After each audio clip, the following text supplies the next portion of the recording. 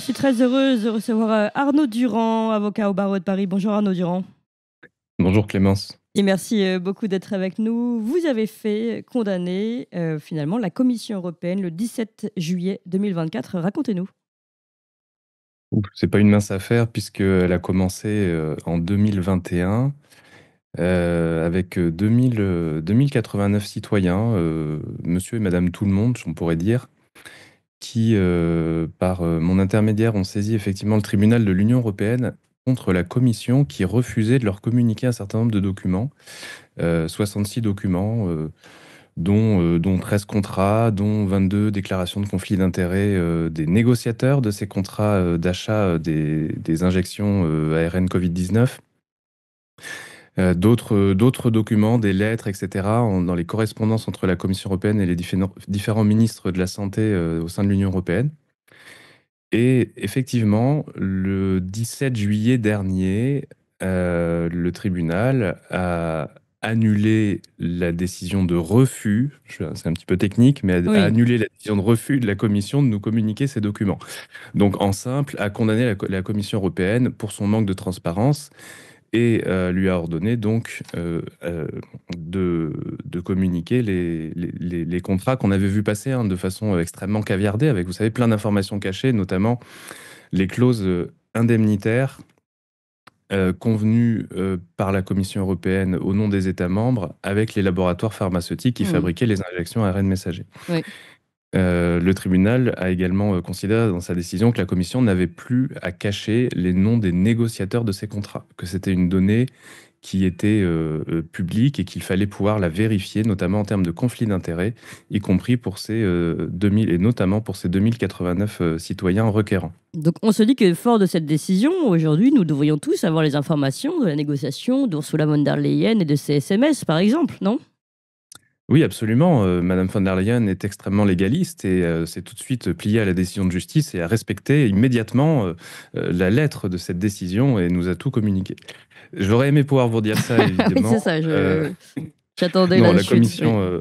Alors, la commission a fait un recours, ça c'est son droit le plus absolu. Elle a fait un recours devant la Cour de justice qu'elle a déposé le 28 septembre dernier. Dans son recours, en fait, elle a lancé deux procédures différentes. Une première procédure où elle a donc décidé de faire un pourvoi devant la Cour de justice. Donc ça, c'est pour contester l'intégralité de la décision qui l'a, on va dire, indirectement enjointe à communiquer les deux paquets de documents dont je viens de vous parler, c'est-à-dire les contrats non caviardés des clauses indemnitaires, d'une part, et d'autre part, les noms, c'est-à-dire les déclarations de conflit d'intérêts des négociateurs, qui comprennent les noms, donc sans cacher les noms des négociateurs. Hmm. Parce que figurez-vous que pour la Commission, c'est assez intéressant l'analyse qu'elle fait sur ce dossier. La Commission européenne considère qu'il suffit, au titre de la transparence, de communiquer les déclarations de conflit d'intérêts caviardées. Elle estime que nos requérants devraient se satisfaire d'avoir des feuilles. Donc on a des feuilles Non, mais c'est dingue. avec les déclarations d'absence de conflit d'intérêts et le nom des personnes cachées. Et pour elle, c'est suffisant au titre de la transparence pour vérifier les conflits Attendez, d'intérêts. qui répond ça? Une institution de l'Union européenne, rien de moins que la Commission européenne, qui estime effectivement qu'on est devenu complètement stupide et que Hmm. on peut se contenter de déclarations de conflit d'intérêts caviardées. Hmm. C'est pas la seule absurdité dans ce dossier, il y en a beaucoup.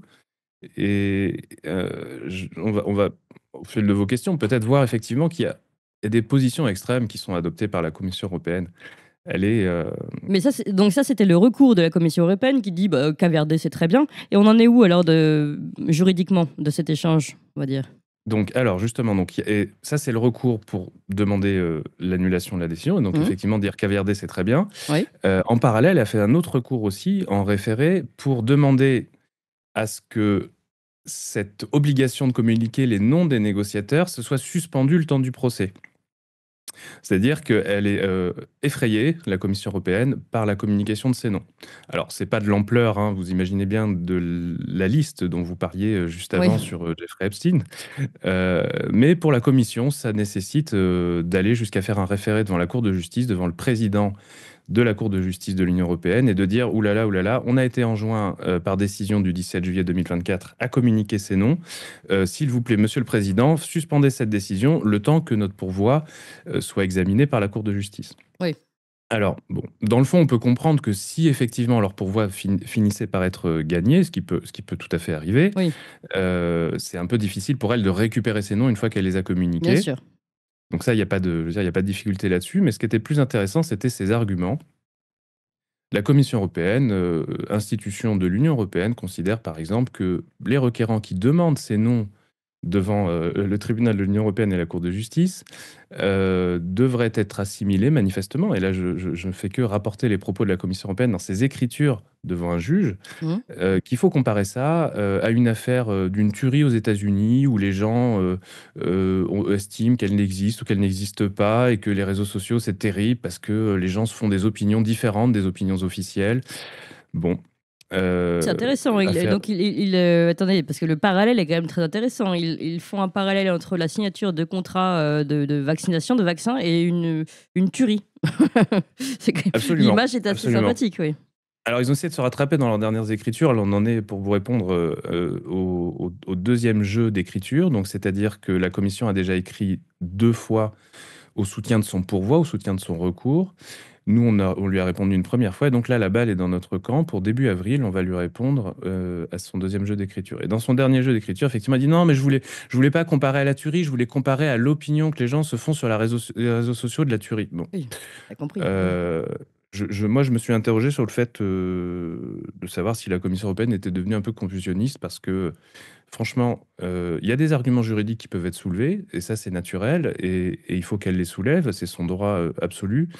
En revanche, agiter le spectre de la peur en Oui. disant que des citoyens, et elle n'a pas fait que ça sur ce registre-là, hein. Je vous cite un exemple, Oui. mais agiter le registre de la peur en disant que des citoyens qui veulent savoir ce qu'il y a dans les contrats de produits qui ont été injectés à la quasi-totalité de la population, notamment sur les clauses indemnitaires, et sur savoir qui a négocié ces contrats et était libre de tout conflit d'intérêts, sachant que la question, elle se pose quand même légitimement, parce que on a vu que dans certains contrats, les montants, au lieu de baisser au fur et à mesure que la quantité commandée augmentait, le montant augmentait. C'est quand même assez contraire à tous les principes du commerce, c'est-à-dire que là, plus la commission en commandait, plus elle payait cher par dose.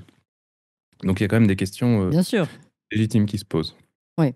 Donc, et ce référé, puisque vous avez dit qu'il y a eu un référé et un recours, le référé normalement doit justifier d'un caractère d'urgence. Est-ce que ce référé a été accepté? Alors, absolument. Le référé a été refusé sur les parties des argumentaires de la commission qui étaient de nature purement juridique, on va dire. Notamment, la commission reprochait en premier lieu aux juges de première instance qui nous ont donné raison sur donc les noms des négociateurs. Elle leur reprochait une dénaturation d'un document. C'est-à-dire que je ne vais pas tout détailler, mais à un moment donné au stade de la procédure, nous, les requérants, donc par mon intermédiaire en tant qu'avocat, on doit exprimer un but, ce but d'intérêt public, Mhm. justement, en l'occurrence, Mhm. vérifier les conflits d'intérêts des négociateurs. Oui. Et la commission n'arrivait pas à comprendre ce but parce que, en partie, dans notre courrier, on l'a exprimé sous forme d'interrogation. C'est-à-dire que nous avons indiqué à la Commission européenne que nous souhaitons accéder aux déclarations de conflits d'intérêts, et nous avons ensuite enchaîné dans la lettre en disant quels sont leurs conflits d'intérêts, quels sont leurs liens d'intérêt avec l'industrie pharmaceutique. Et donc, on a eu tout un débat assez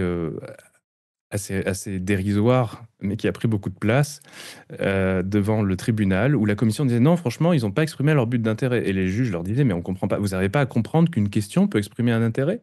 Bon, Ouais. je pense qu'effectivement, un avocat peut s'exprimer par la voie interrogative pour exprimer une opinion. Et c'est en tout cas dans ce sens que le tribunal de l'Union européenne a tranché. Devant le juge des référés pour suspendre l'exécution de cette décision, la Commission européenne donc, a réitéré cela, et le juge a dit non. Il n'a pas retenu, en tout cas au stade du référé, cet argument. Il a retenu aucun des arguments purement juridiques, on va dire. Néanmoins, il a, sur une question d'opportunité, ce qu'on appelle la balance des intérêts en présence. C'est un outil assez flou, assez malléable, qui est néanmoins à la disposition des juges.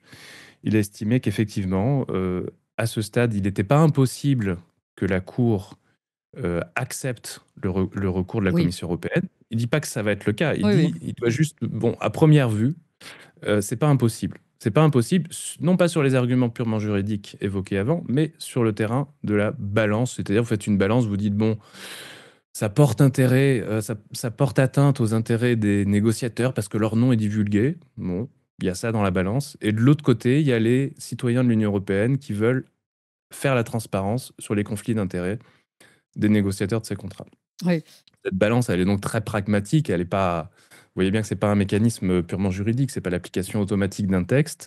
Et le juge des référés estimait que c'était pas impossible que la Cour de justice, effectivement, renverse la décision sur ce point.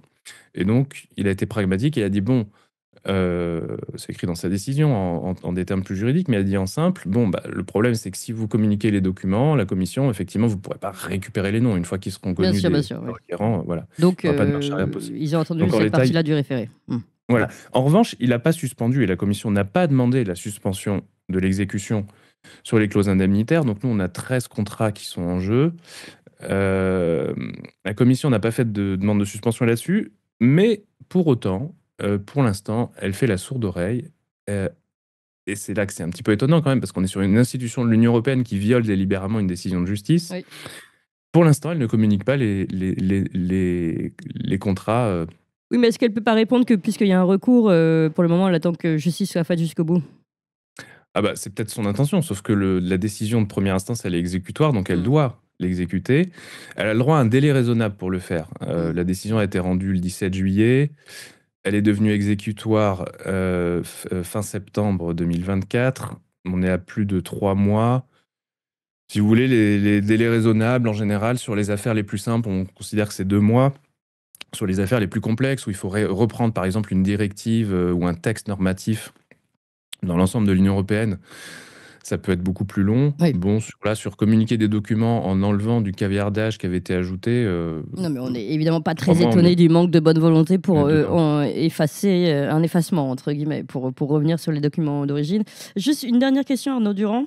Et puis on suivra ça aussi avec vous. Est-ce que vous diriez, donc là, si j'ai bien compris, il y a eu 2 actions, une première de votre part du côté du tribunal européen, et puis le recours de la commission devant le juge des référés qui est devant la Cour de justice de l'Union européenne. Est-ce que vous diriez que devant ces 2 cours et tribunaux, eh bien, la justice n'est pas tout à fait partiale, puisqu'évidemment, il s'agit ici de mettre en cause les institutions même de l'Europe, donc la Commission européenne et Ursula von der Leyen en premier. Est-ce que vous sentez ça? Que la justice n'est pas tout à fait impartiale? Oui. Bah, moi, je trouve justement que, en tout cas en première instance, elle a fait preuve d'une grande autonomie. C'est effectivement les juges européens qui condamnent une instance de l'Union européenne. Euh, pour toutes les personnes qui ont assisté à l'audience, c'est une audience qui a duré plus de 3 heures. Je peux vous dire que les joues des agents de la commission qui étaient présents et qui s'exprimaient en son nom, ils étaient 3 à être présents et 2 à s'exprimer. Les joues étaient rosies, hein, et les juges insistaient. Par exemple, à un moment donné, l'agent de la commission a expliqué au magistrat que la difficulté à communiquer les clauses indemnitaires, c'est que les victimes des vaccins Covid-19 allaient avoir de la prévisibilité et allaient pouvoir attaquer les fabricants éventuellement en fonction du contenu de cette clause. Alors, la prévisibilité juridique, c'est-à-dire la capacité du droit à vous donner de la visibilité sur votre sort, Oui, oui. c'est le but du droit. Bien sûr. Ça sert à ça, le droit. Ça sert à savoir ce qui va vous arriver quand vous faites un recours. Et le juge s'est offusqué en disant mais monsieur l'agent de la commission, vous comprenez bien qu'il y a une difficulté dans ce que vous dites là. Vous êtes en train de vous opposer à de la prévisibilité juridique pour les victimes des vaccins. Oui. Et la commission, en bafouillant, a répété ça, répété ça. Ça a duré plus d'une demi-heure ce passage quand même, où les juges insistaient sur mais on ne comprend pas, vous, la Commission européenne, vous vous opposez à de la prévisibilité juridique au sein de l'Union européenne. Donc je pense que c'est aussi pour ça que les juges ont fait preuve d'indépendance, c'est que là, la Commission était complètement incohérente dans ses propos. Et moi, je m'interroge quand même, je me demande comment c'est que Madame von der Leyen est en arrière-plan de cette affaire. Nous, on a obtenu une condamnation contre la Commission von der Leyen, pas contre Madame von der Leyen. Oui. Mais aujourd'hui, on sait qu'elle a participé aux négociations préliminaires sur le contrat le plus important, à peu près la moitié du chiffre d'affaires, on doit être autour de 30 ou 35 milliards d'euros. On en avait la révélation, vous évoquiez en début d'entretien les SMS avec Pfizer. On en avait la révélation par le New York Times, mais si vous voulez, ce n'est pas spécialement invocable en justice. Aujourd'hui, on a la même confirmation par la Cour des comptes de l'Union européenne. Et cette Cour des comptes nous dit, bah écoutez, moi j'étais chargé d'un audit sur ces contrats et je n'ai eu accès à aucun élément en ce qui concerne la négociation préliminaire du plus gros contrat, par Madame von der Leyen. Donc à la fois ça nous confirme qu'effectivement, Mme von der Leyen est bien intervenue. Je vous dis ça parce que Bourla, le PDG de Pfizer, avait essayé de rattraper le coup en disant non, elle n'a pas vraiment. Les SMS, en fait, c'était. Elle me racontait ce qu'elle savait sur le Covid, c'était génial, elle savait tout, etc. Il a essayé de rétro-pédaler pour sauver la mise à la suite du New York Times. Non, elle a bien participé à ces négociations préliminaires. Et il y a bien un problème de transparence, puisque même. Alors, on parle pas de simples citoyens de l'Union européenne, on parle de la Cour des comptes européenne. Oui. Et même vis-à-vis de la Cour des comptes européenne, c'est l'opacité totale. Et c'est la Cour des comptes européenne qui dénonce dans son rapport d'audit en disant « Moi, j'ai eu accès à aucun élément sur ces contrats négociés par Mme von der Leyen. » Oui. Donc, effectivement, je pense qu'il y a derrière ces incohérences des agents qui bafouillent, qui nous disent « Oui, mais je vous dis ça, je vous dis ça. » Oui, mais entrez en raisonnement, monsieur l'agent de la Commission. Je pense qu'ils ont une pression probablement indirecte, hein, mais parce que Mme von der Leyen est derrière le spectre de cette affaire. Merci beaucoup, en tout cas, Arnaud Durand. On a bien compris ce qui se joue en ce moment. Merci et puis, tout de même, vous l'avez dit, un espoir du côté du tribunal européen qui, pour le moment, fait preuve d'une certaine autonomie. On va suivre cette affaire de près avec vous. Je rappelle que vous êtes avocat au barreau de Paris, puis que c'est une action collective nommée Déjà Vu et que votre plateforme, pour retrouver toutes les informations, c'est Palace Légal. C'est bien ça, si je n'ai plus le truc en tête. Oui, Palace tout à fait. Légal. Et voilà. D'ailleurs, j'ai eu le premier requérant au téléphone hier soir, et il me disait il invite les personnes à signer cette pétition Déjà Vu parce que c'est elle qui a fait avancer les choses et qui a permis d'aboutir à cette affaire et à cette condamnation. Voilà, donc toutes les informations à retrouver évidemment sur votre plateforme. Merci encore Arnaud Durand. Vous avez aimé cette émission, vous voulez que l'on continue d'exister et de creuser ces sujets. Sachez que nous n'avons ni subvention, ni milliardaires, ni oligarques derrière nous, que nous ne dépendons que de vous. Donc faites un don à toxin-media.fr, toxin-media.fr, et encore mieux, faites un don régulier pour que nous continuions d'exister. Merci.